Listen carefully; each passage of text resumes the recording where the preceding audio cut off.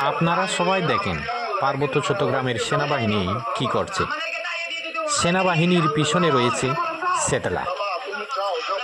আমরা কেন বলি পার্বত্য চট্টগ্রাম থেকে সেটেলার এবং সেনাবাহিনী প্রত্যাহার করার জন্য?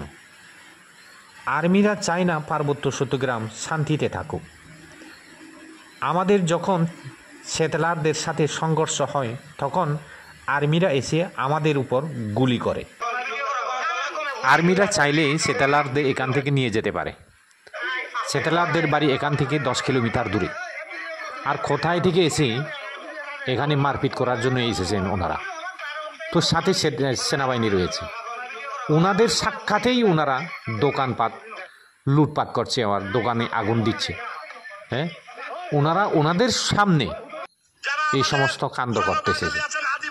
হ্যাঁ, তো আমরা বিশ্বাস কার উপরে তা রাখবো?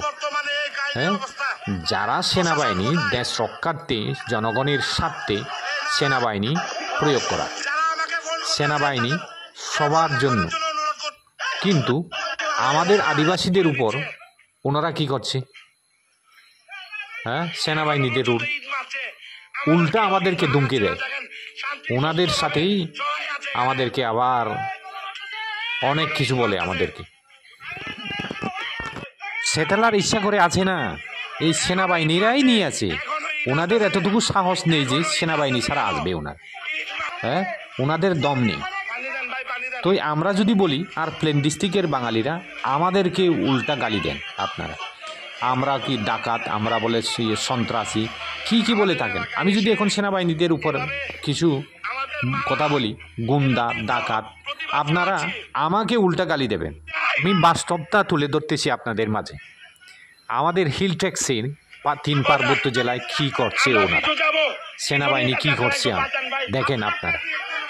সেই জন্য আমি কিছু বলতেও চাই না। আপনারা একটু ভেবে চিনতে বলুন তো, ওনাদের সামনেই এই সমস্ত কাণ্ড করে যে ওনারা।